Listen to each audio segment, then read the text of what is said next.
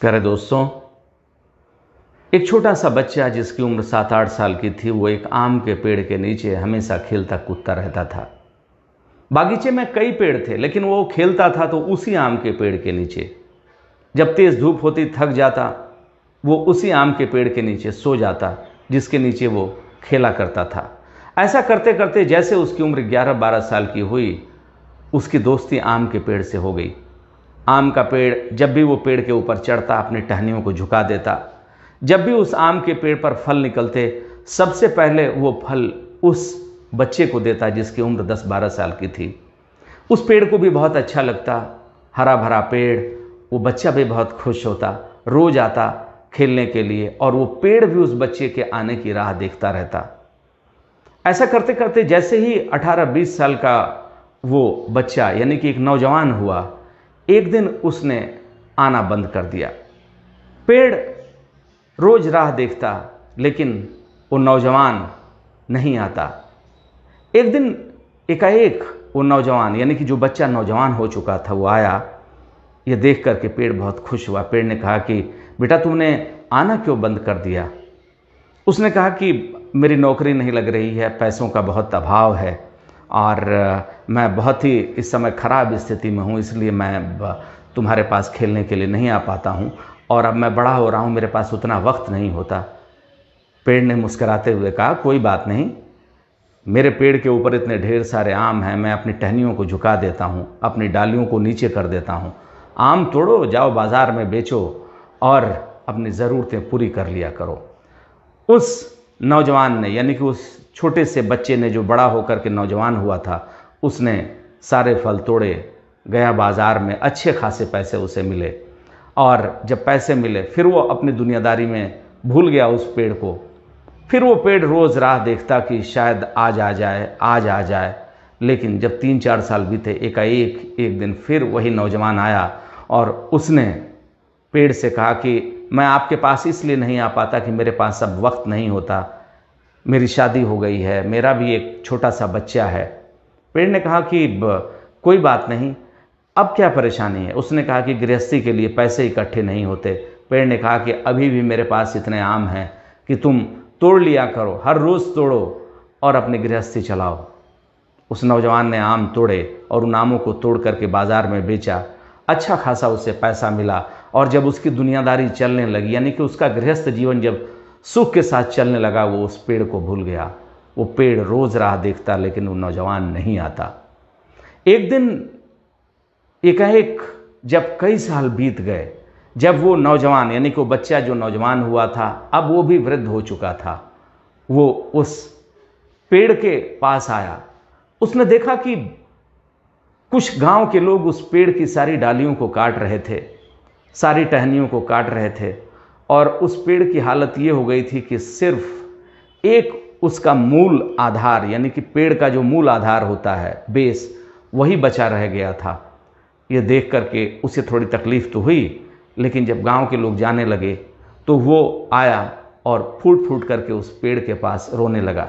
चूँकि वो लड़का पहले नौजवान हुआ और अब वो भी वृद्ध हो चुका था, जब रोने लगा तो उस पेड़ के बड़े से डंडे ने, जो बेस में लगा हुआ था, उसने कहा कि अब क्या हो गया, अब तो मैं कुछ तुम्हें देने के काबिल नहीं रहा, सब कुछ मेरा जा चुका है, मैं गंवा चुका हूँ, सब कुछ लोगों ने काट लिया, तुम्हारे ही गांव के। उसने रोते हुए कहा, उस वृद्ध व्यक्ति ने, कि मैं तुमसे आज कुछ मांगने नहीं आया हूँ, मैंने तुम्हारी तरफ ध्यान नहीं दिया, तुम मेरी याद में धीरे धीरे सूख रहे थे, लोगों ने तुम्हें काट लिया, आज भी तुम मुझे देने के लिए कुछ तत्पर हो। मैं सही बोलूँ? मेरे बच्चे जो उस समय छोटे थे, जिनके लिए मैं तुमसे आम तोड़ने के लिए आया था, मांगने के लिए आया था, बार बार तुम्हारे पास आता, तुम कुछ न कुछ दे करके मुझे विदा करते, आज उन्हीं बच्चों ने मुझे घर से निकाल दिया है। मैं कोई भी बात कहता हूँ, वो बच्चे सुनते नहीं हैं, इसलिए आज मुझे तुम्हारी बहुत याद आई कि कभी मैं रोज़ तुम्हारे पास आता था, तुम प्यार से मुझे सहलाते थे, धूप होती थी, तुम ऐसी छाया देते थे कि मुझे बहुत अच्छी नींद लगा करती थी। जो हालत तुम्हारी मैंने की, आज उसी स्थिति में मैं पहुंच चुका हूं। और ये कहकर उस पेड़ से लिपट कर वो जो वृद्ध व्यक्ति था, वो रोने लगा।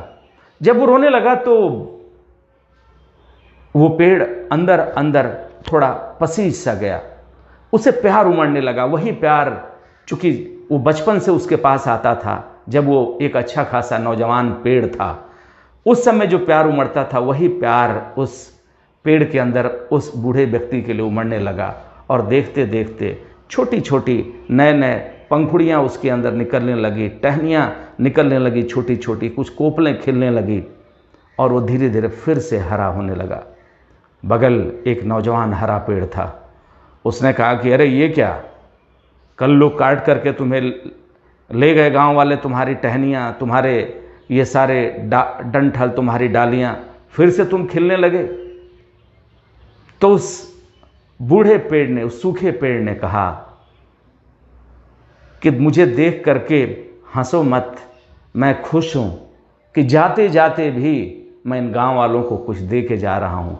अब तो मैं सूख गया हूँ, लेकिन ये जो हरियाली तुम धीरे धीरे मेरे अंदर उगती हुई देख रहे हो, वो सिर्फ इस वृद्ध के, इस बूढ़े व्यक्ति के मुझसे लिपट जाने के कारण है, और फिर से मैं खिलूँगा। बेशक मेरी डंठलियाँ टूट गई, बेशक मेरी डंडियाँ टूट गई, टहनियाँ टूट गई, लेकिन फिर मैं एक पेड़ बनूँगा और नई सृजना करूँगा, यानी कि नए फलों को मैं जन्म दूँगा, और फिर किसी न किसी ऐसे ही बच्चे का इंतज़ार करूँगा जो मेरे नीचे आकर खेले और उसे मैं सुला सकूँ छाया दे करके। प्यारे दोस्तों, आज हमारी स्थिति समाज की बहुत ख़राब है। वो तो पेड़ था, लेकिन उस वृद्ध व्यक्ति के लिपट जाने मात्र से वो हरा होने लगा। हम और आप यदि अपने वृद्ध माता पिता की कुछ बातों को सुन सकें, उन्हें हमसे कुछ चाहिए नहीं, लेकिन उनकी बातों को यदि हम सुन सकें, कभी कभार प्यार से उन्हें सहला सकें, उनकी दो बातें सुनकर जो उनकी ज़रूरतें हैं प्रयास करें कि उन्हें हम पूरा कर सकें, और पूरा नहीं भी कर सकें तो कम से कम प्यार ज़रूर दे सकें। ऐसा करने से उनकी भी उम्र बढ़ती है, उनकी दुआ हमें मिलती है और हमारा जीवन सफल होता है।